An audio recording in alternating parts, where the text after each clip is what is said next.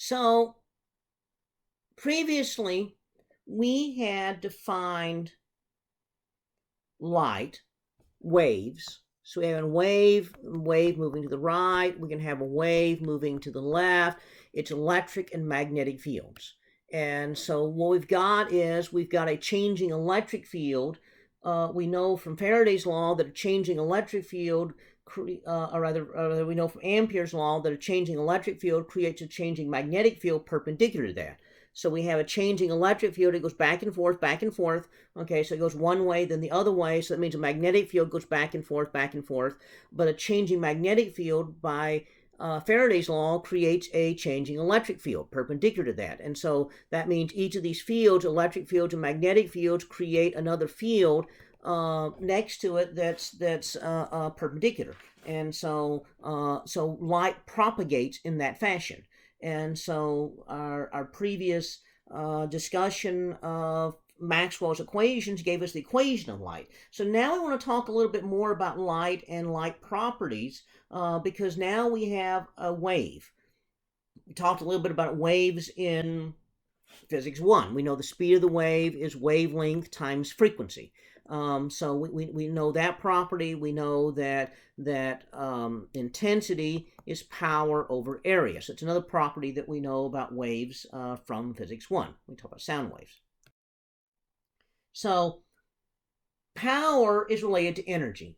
So we know that power is rate of change of energy.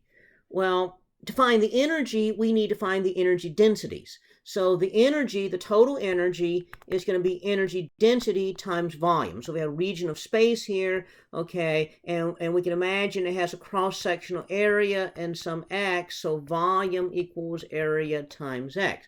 So we need energy density. Well, we know the energy density of the electric field. Energy density of the electric field is 1/2 epsilon naught E squared. Energy density of the magnetic field is 1/2 epsilon naught, or sorry, it's 1/2 mu naught B squared. So the total energy density will be 1/2 epsilon naught E squared plus 1/2 mu naught B squared. Well, we also know from prior to this, from our previous lectures, we also know that B, okay, is equal to E over C, okay. And so the energy here would be 1/2 epsilon naught E squared plus 1 over, or rather I guess but this is E squared over 2 mu naught C squared.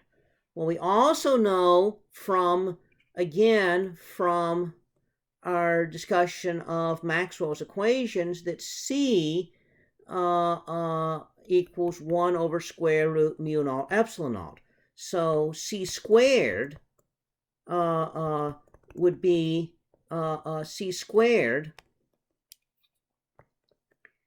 would be mu naught epsilon naught.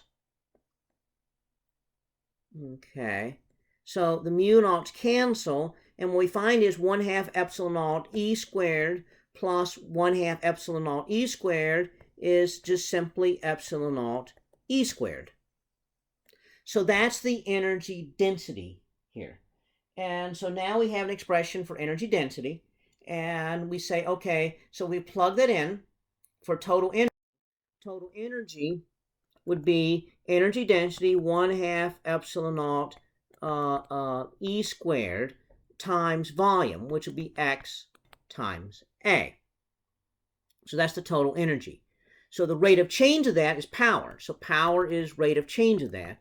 So if we look at that, we say, well, the energy density here, and again, this would actually be probably E naught right here, the maximum energy, okay, because energy is going back and forth between the two. So this is the total energy. So that's going to be equal to 1/2 epsilon, the derivative of this. Okay, so that's power. Everything here is constant. A, so it'll be dx dt. What's dx dt? Well, dx dt is how fast this is moving, so that's the speed of light. So this becomes 1/2 times epsilon naught. Sorry, there's no 1/2 in there anymore. So it'll be epsilon naught e squared times the speed of light times a. Okay, well, that's the power.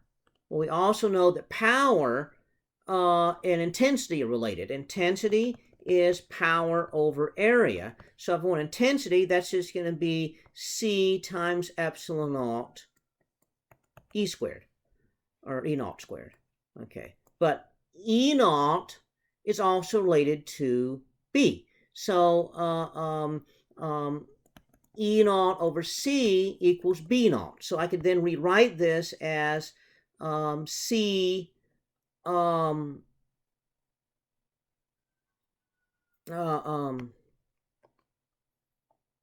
or rather, I could rewrite this as sorry, I had that wrong right there. So E naught equals C B naught. Sorry about that. So this would be equal to C squared epsilon naught E naught B naught. Well, C squared is 1 over mu naught epsilon naught. So it's epsilon naught. Okay, so that means the intensity would be equal to 1 over mu naught E naught B naught. Okay, now E naught and B naught are perpendicular to each other. So you can imagine that the propagation is perpendicular to both of those. Well, the thing that's perpendicular to two other vectors that are perpendicular is the cross product. So we could have E naught cross B naught, and that's going to be perpendicular, so that would be a vector in the direction of propagation. Well, it could be either E naught cross B naught or B naught cross E naught. Turns out that if you use the right-hand rule, E naught cross B naught gives you the direction of propagation. So we can define a vector that propagates in the direction of the light, and the magnitude of that vector is the intensity vector. So this is named after John Henry Poynting. So we have 1 over mu naught E naught cross B naught. Okay, and we call that the Poynting vector. When I was a student, I used to think of it as pointing, P-O-I-N-T-I-N-G. It points in the direction the light's traveling. It's really Poynting vector, named after the guy that discovered it, John Poynting, and so it's P-O-Y-N-T-I-N-G. You want to use I vector for that because that confuses with current. We don't want to use P vector because we use P for power and P for momentum. So S is what's normally used. So that is the Poynting vector right there. So the Poynting vector gives you the intensity. So the magnitude of the Poynting vector, that gives you the intensity.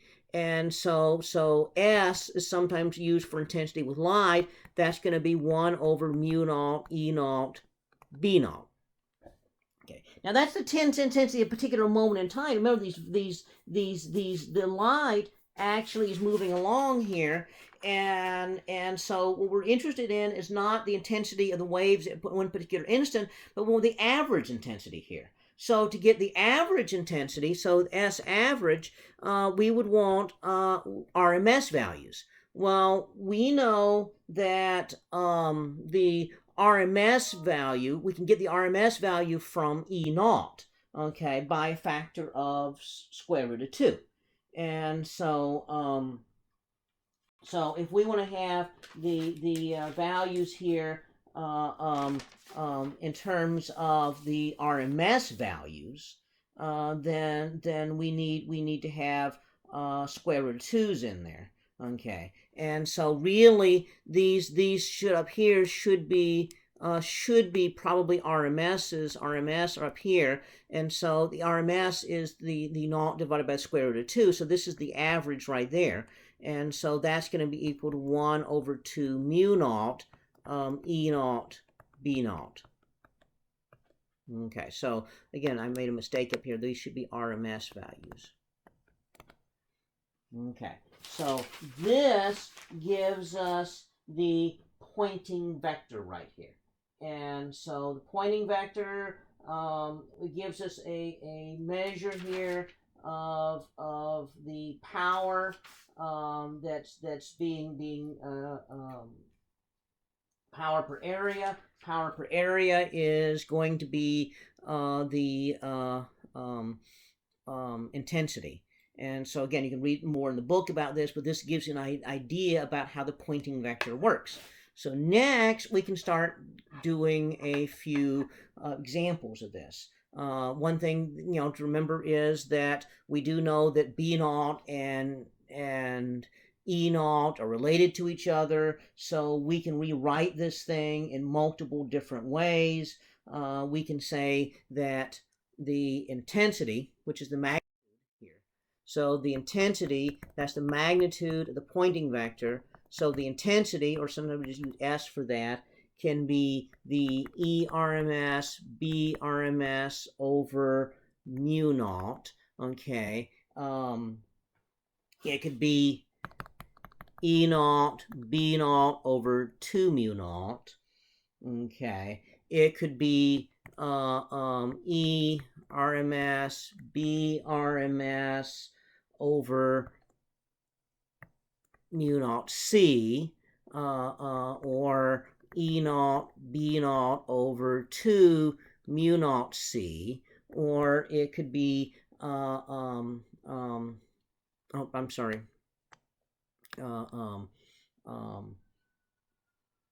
this would be E RMS squared or E naught squared because B E naught or E over C equals B, okay? Or we could say this is equal to C times B RMS squared over mu naught, or it could be equal to C B naught squared over 2 mu naught. So all of those quantities give the intensity, which is the